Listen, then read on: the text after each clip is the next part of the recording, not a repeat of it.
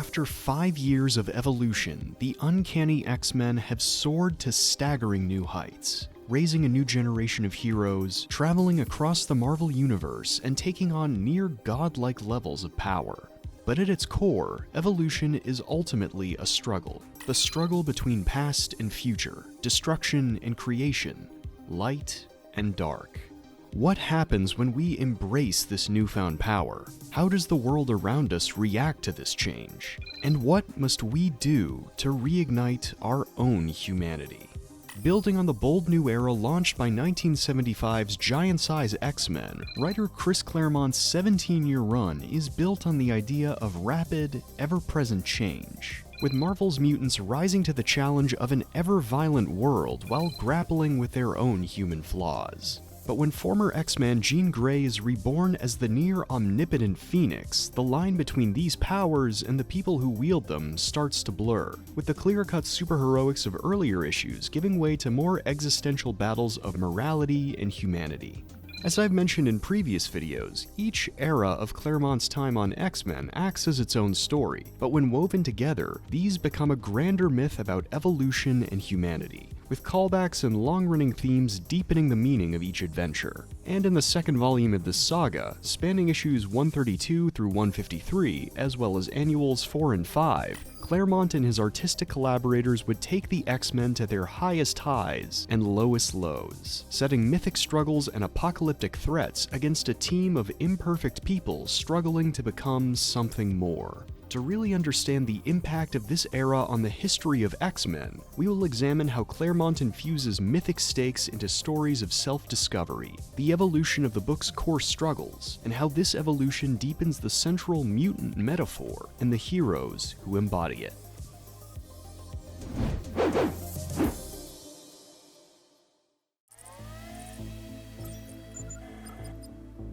By 1980, the Uncanny X-Men had gone from a dead title to a massive success, and though much of this can be traced to Claremont's early work with artist Dave Cockrum, as well as Len Wein's giant-size special, the book reached its most popular under the writer's collaboration alongside artist John Byrne, with the duo enriching old history and building new concepts in equal measure. You can trace a number of X mainstays back to this era, from a greater focus on each hero's individuality, to Wolverine's breakout status, to the addition of Canadian supergroup Alpha Flight and their douche of a boss James Hudson. But the strongest through line through Claremont and Byrne's X-Men was Jean Grey's arc from hapless hanger-on to the team's most powerful member. As mentioned previously, the pair's time together was as contentious as it was successful, with the two butting heads on just about everything from pacing to story to the characterization of each X-Man. And not surprisingly, the addition of a cosmically powered demigod only added to this tension. "I've never liked Phoenix," confessed Byrne. "It's not that I don't like Jean Grey. I've been in love with Jean since we first met, about 1,000,000 years ago when I was 13. I liked Marvel Girl, who I felt had a nicely developed personality and fulfilled a function in the early issues somewhat more advanced than getting captured by the bad guys. But then Chris and Dave Cockrum turned her into Phoenix. Chris's justification being that we needed a strong female character in the group. Then I became the regular artist, and in my first issue, Phoenix saved the universe. And that clarified what had been bothering me. Phoenix was too powerful. The X-Men had become guest stars in their own book, which is why I agitated to get her out of the book as soon as possible." It's been said that introducing the concept of the Phoenix to the book unfairly skewed the team dynamic and essentially made them impossible to defeat, end of suspense, that sort of thing. Mind you, the same argument was made against the JLA with Superman or the Avengers with Thor, argues Claremont. The key is never the power but the person wielding it. Defining Phoenix as a being or entity with a rational agenda of its own, to me, misses the point. Within the context of this series and of the story I was embarking on, it's always been and always should be about Jean. One vulnerable human being finds herself bound irrevocably to the divine. How do you cope? How do you keep from being consumed? How can you keep from being corrupted? And once you fall from grace, even a little, how can you atone?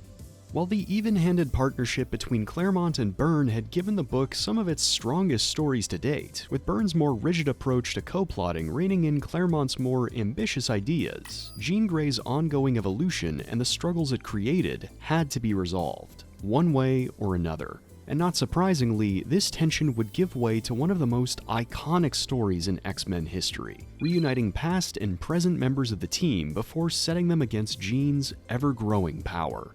Picking up after the ominous warning of issue 131, Claremont and Byrne's saga opens on a moment of relative peace, reuniting the team with former X-Man Angel before investigating the shadowy Hellfire Club.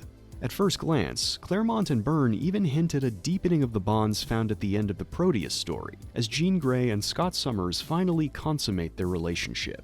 Given the book's focus on evolution, both literal and metaphorical, this opening act should feel triumphant, with Jean's growing abilities mirroring her own self-actualization. But instead of following the more linear journey of earlier years, the creators build their next saga around themes of duality, subverting Phoenix's power through callbacks to her deadly battle with the White Queen, her increasing slips through time, and her fascination with the mysterious Jason Wyngarde. Naturally, this split between heroic instincts and repressed desires are externalized through the Hellfire Club, repurposed by Claremont to act as darkened versions of the X-Men, post-humans who leverage their abilities into literal power. These guys don't want to coexist with the world, they want to dominate it. I mean, just look at what they're wearing, and the temptation they embody gels perfectly with Jean's identity crisis. Wyngarde's reveal as the returning mastermind only builds on these themes of temptation and duality, brainwashing Jean into the club's new Black Queen and turning her own empowerment into a method of control. It's a shocking, almost sacrilegious turn, given Claremont's focus on female empowerment, with implications that only grow deeper over the course of the story.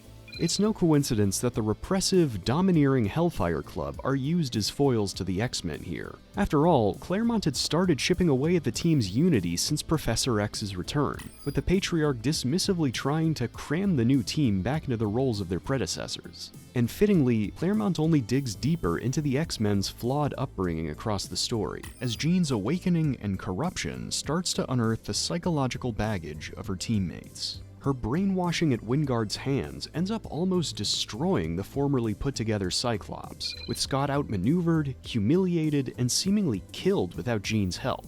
And by contrast, Wolverine ends up fully giving into his animal impulses, gruesomely carving his way through the club's goons. It's a very, I'm gonna say, Freudian take on these characters, using the two male leads to reflect the superego and id for Jean's shifting personality, and quietly walking back the resolution of issue 127, re-cementing their love triangle as a permanent fixture of the book. But most importantly, Claremont and Byrne continue to highlight how both the X-Men and their dark counterparts have ultimately failed Jean Grey, with their repressive methods unleashing something far beyond their control. With this transformation, complete with a scary new red costume, the Dark Phoenix saga becomes a twisted mirror of Jean's evolution through the early years of Claremont's run, culminating in a horrifying moment where Phoenix consumes a sun out of its lust for power, and unknowingly, kills an entire civilization. It's a shocking turn that Claremont had been seeding since the beginnings of his run, using the humanity of this new cast to question the nature of power and how it either corrupts or enlightens the people wielding it. Marvel Comics had already popularized the dysfunctional hero through titles like Spider-Man and the Fantastic Four, but what sets the Dark Phoenix saga apart from its peers is the nuanced tragedy of its central character. Despite the enormity of Phoenix's actions, Jean never fully gives in to evil or good, constantly swinging between the two. And thanks to Byrne's expressive pencils and Tom Orzechowski's incredible lettering effects, we can see how these struggles continue to torment her. Even the arc's behind-the-scenes production reflects the fractures seen in Jean's character, with Claremont and Byrne originally planning to depower and release her into the custody of the X-Men, which angered Editor-in-Chief Jim Shooter and led to the replacement of editor Jim Salicrup with then-newcomer Louise Simonson. Eventually, the group was able to reach a compromise, redeveloping the last 5 pages of issue 137 to have Jean sacrifice herself to save her friends and pay for the Phoenix's rampage. And though it's a major deviation from where it began, I think the reworked ending gives a fitting close to Jean's arc, once more playing with the saga's themes of duality. While the fall that led to Jean's death is tragic, her sacrifice is an affirmation of the heroism that we all carry in ourselves. And if her loss is enough to close this chapter of the X-Men, then it's the arrival of Kitty Pryde that symbolizes the opening of another.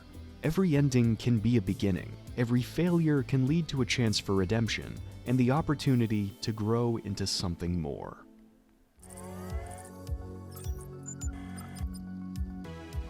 Since its beginnings, the Uncanny X-Men has always been a story about our future, and whether or not society can look past its prejudices to truly accept the people of tomorrow. In fact, countless creators over the years have emphasized the title's sci-fi underpinnings, using genre tropes like fear of the other to deepen the subtext of the book and lay the groundwork for the mutant metaphor explored across countless stories. It makes sense then that after the Dark Phoenix saga's examinations of humanity and psychology, Claremont and Byrne's last collaboration would be something short yet impactful, moving the title away from smaller, simpler battles towards something existential and haunting. The result was 1981's Days of Future Past, a two-part adventure following an adult Kate Pryde and the last survivors of the X-Men as they fight to stop a Sentinel apocalypse in the far-flung year of, 2013. Bolivar Trask's famous mutant-hunting robots had made a number of appearances throughout the X-Men's history, even reappearing during Claremont's earlier stories as part of the fringe group Project Armageddon. But whereas these previous stories cast them as little more than easily breakable tin soldiers, it was Byrne, partly inspired by the Doctor Who serial Day of the Daleks, who pushed for the story, exploring the full menace of these machines built on hate. "I wanted to do Sentinels because I thought they were so cool," recounts Byrne. Chris said, "Nah, Sentinels are wimpy." I said, "No, you write them wimpy. That's your problem. Let me plot a story with Sentinels and I'll show you what the Sentinels can do." Magically, the whole plot appeared in my head. Luckily, because it was X-Men and not some guy flying around in a phone booth, there were enough differences not to get sued. While the alternate timeline trope has since become a major staple for both superheroes and sci-fi, Day's arrival in 1981 was nothing short of groundbreaking, especially when held up to the runaway success of the Dark Phoenix saga. Launching readers into a dystopian future and traveling back to the present day alongside Kate, Claremont and Byrne used this dual narrative of present and future to upend the book's superhero trappings, setting the team's more black and white battles with a new brotherhood against a dystopia that feels uncomfortably real. Whether it's Senator Kelly's chilling speeches that evoke racial replacement theory, or the unhinged, violent supremacy of Mystique's new brotherhood, Claremont and Byrne's messaging is clear. Hate of the other is self-consuming and will inevitably doom the world. As revealed by Kate, Kelly's death at the hands of the Brotherhood only clears the way for a more violent extremist, whose reactivation of the Sentinels leads to the decimation of superheroes. And under this new regime, both human and mutant are forced to live in bombed-out ghettos that echo the death camps of the Holocaust, with the all-consuming threat of nuclear war dangling overhead. Working alongside longtime inker Terry Austin and colorist Glynis Wein, Byrne's art contrasts a brighter, warmer present with an underlit, crumbling future, as Claremont's rapid dialogue and narration throw twist after twist at readers. The evolving bonds of these older X-Men, the mysterious new mutant Rachel Summers, a pairing that definitely feels like a regrettable Byrne staple, the haunting fields of superhero tombstones, and most shockingly, the image of Magneto leading the X-Men in Xavier's place, foreshadowing the writer's ongoing reinvention of the character. Each of these concepts would go on to leave lasting marks on the grander story of the X-Men, but according to Claremont, none of that backstory was part of the original plan. By the time Days had reached its publication, Claremont and Byrne had decided to end their partnership, with the writer staying on X-Men while Byrne would give his own take on the Dark Phoenix in the pages of Fantastic Four, along with a more condescending way to end that story. As a result, Days was meant to function as a brief but entertaining final note, and little else. Reflecting on the story, Claremont would state, "I think the way it evolved was simply by defining a moment, throwing a challenge to the X-Men in the present day, but being totally unable to know whether it worked or not. The whole point in that era of the series was to get on, tell your story, get off, move to the next story. I mean, it was 34 pages start to finish over 2 issues, end of story. It doesn't need to be any more than that. It's all there in John's visual storytelling and in the dialogue, hopefully. That's what a comic should be. You hit 'em hard and you leave the audience wanting more. We knew it might be the final flare of light before the star goes out because it was our penultimate arc on the X-Men. We both knew we were in the last stages before our separation, and this is where everything we had done as Talons and as craftspeople came together. Naturally, the most enduring part of Days of Future Past is the frightening ambiguity of its finale, with the last of the future X-Men dying in battle against the Sentinels as Kitty just barely manages to save Senator Kelly's life. And yet, despite a brief moment of triumph, Claremont leaves the state of the future totally ambiguous, a major departure from the absolute clean win Byrne wanted. Instead of a sequence where we see the apocalyptic timeline rewritten, the arc ends with Sebastian Shaw and Senator Kelly meeting with new antagonist Henry Gyrick, hinting that the Sentinels and the nightmarish future they bring might still come to pass. Professor, we saved Senator Kelly. Kitty's mind has been returned to her body. Does that mean we changed the future? I do not know, Warren. Cliché though it sounds, only time will tell. While it may have started as a more self-contained adventure, Days of Future Past has built a legacy in the title as large as its predecessor, with countless creators returning to or iterating on this vision of the future, interrogating whether or not these heroes can truly change what's to come. It's a fitting end to the partnership between Byrne and Claremont, a dark, cyclical story that both interrogates and affirms the X-Men's mission. If we don't fight for our future now, then it's already lost. It's a sentiment that would endure even beyond Byrne's departure, with Claremont's stories beginning to highlight the shared human struggles of his major characters, both good and evil.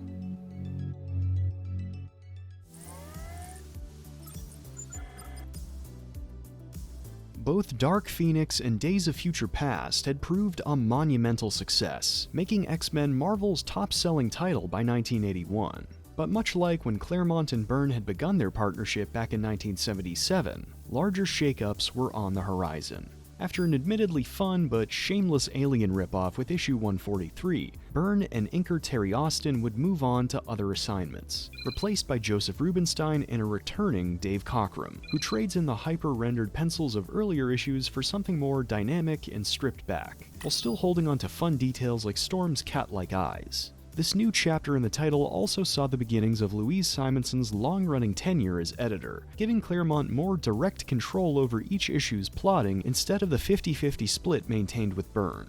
And in place of the tighter, darker storytelling seen over the previous 3 years, issues 144 and beyond see a renewed focus on brighter, more conventional superhero adventures. In fact, you'd be forgiven for thinking this is a full-on return to form, because it kind of is. Many of the X-Men's post-Byrne adventures feature them revisiting old enemies and locations. A battle with Arcade brings back older classmates. A trip to the bottom of the Earth reunites them with the mutated villain Garruk. And if that isn't enough, the team even goes back to the Savage Land to avert yet another war with Sauron. I think Angel's reaction here really says it all. Even the Hellfire Club are somewhat flattened in this new batch of adventures, with the suddenly very much alive Emma Frost swapping minds with Storm with no real goal beyond smashing some stuff up. Not exactly fresh concepts, but even still, the writer is able to build a through line across these stories. Namely, in the wake of major adventures that redefine both the X-Men's personal struggles and their larger mission, the grander theme of Claremont and Cockrum's reunion seems to be reasserting the humanity of the people behind the powers. It's a sentiment that the writer would reiterate over the decades, and though bad actors would attempt to co-opt this messaging to erase the title's social subtext, Claremont's stories have a universal nature to them that's impossible to deny. No matter how we look, how we sound, or what we believe, nobody is born perfect. Rather, it's our shared humanity that lets us move beyond our own flaws, with the love of our communities giving us the strength to aspire to something bigger than ourselves. The bedrock analysis, at least of my approach to the concept and the team, is we're here and we're doing this because we want to have a good life, just like everybody else. The writer argues. Everyone will make mistakes along the way, but the idea is to treat those mistakes with a measure of understanding, and help the people responsible make sure they don't do it again, to learn and hopefully get better. If there had to be a symbol of this hope for a second chance, it would be Kitty Pryde, who from issue 138 graduates to a full-fledged member of the X-Men and serves as a new POV character who brings back the innocence lost through Jean's transformation and death. But with this generational divide within the team, there's also a kind of parental dynamic at play, with each of the team's members fighting to better themselves for the sake of Kitty and the future she represents. With Cyclops leaving the team out of grief, the inexperienced Storm grapples with her role as the team leader and a mother figure to the new recruit. Former X-Men Banshee rejoins the team just in time to discover his own long-lost daughter, causing friction between him and his longtime partner Moira McTaggart. Wolverine's long-simmering violence starts to give way to something more measured, even letting him act as a moral check for some of his fellow X-Men. And this shifting perspective brings more nuanced struggles for the team, who start to use their bond as a found family to help all manner of vulnerable outcasts, at least between all the bouts of punch-ups. The first appearance of Caliban and the Morlocks in issue 148 adds an important wrinkle to the mutant metaphor, revealing an entire subculture of mutants who have been neglected and demonized for their inability to pass as human. It's the first of many hints that the team's mission is even greater and more complex than they realize, stressing the importance of community and understanding. Claremont uses this same understanding to right a major wrong against the character of Carol Danvers, who suffered all manner of abuse and neglect in the disastrous Avengers number 200, and leaves her old teammates for the safety of the X-Men. But maybe the most interesting effect on the book's deepened humanity is the effect it has on Claremont's villains. While, again, it isn't really a major focus, the writer is still able to weave plenty of interesting concepts into the stripped-back stories of this chapter, hinting at the links between Nightcrawler and the villainous Mystique, and devoting an entire arc in Marvel fanfare where the X-Men are able to rehabilitate the reptile villain Sauron, which lasted about a week, but A for effort. Unsurprisingly, one character who benefits the most from these changes is the team's longtime nemesis, Magneto, whose near-fatal wounding of Kitty reveals his own tragic past as a Holocaust survivor, and foreshadows his own redemption down the line, even if he doesn't quite believe in it yet. I think it's incredibly fitting that this becomes one of the driving forces of the title moving forward. If enough suffering can make you into the very thing you hate or fear, then embracing community is the path to salvation, opening us up so that we can let these old wounds finally heal. When held up to the many other chapters in Claremont's long-running tenure, it's indisputable that the 80s were a defining point for the X-Men, giving both soaring highs and somewhat underwhelming lows. But across it all, the writer and his collaborators still managed to dig deeper than ever before, evolving the meaning behind this team of mutants and their shared mission. Of course, Claremont would continue to dabble in the bleaker themes introduced in Dark Phoenix and Days of Future Past over the years, digging further into the complexities of his heroes as they battle against a darkening future. And though the ever-present threat of extinction makes this tragedy seem inevitable, it also lets Claremont elevate the triumphant spirit of the X-Men into something eternal. The fight for tomorrow never ends, but as long as we continue to embrace our shared humanity and foster the good in ourselves and each other, then the hope for a better world will never die.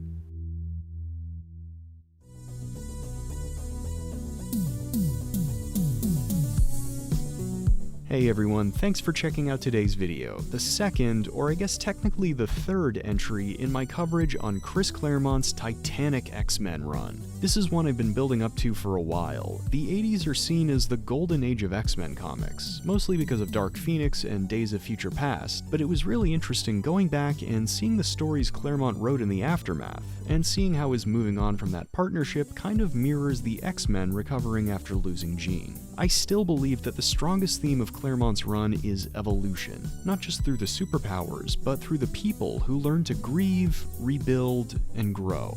I don't think I'll ever get tired of that. If you like this video, please feel free to like, comment, share, and subscribe. Every little bit helps the channel out a lot. I'd also like to give a special thanks to Carol Ann Brenneman, The Comics Cave, and my patrons, who are helping me to grow this channel and continue doing what I love, and hopefully what you love too. Until next time, stay safe, stay healthy, and as always, stay uncanny.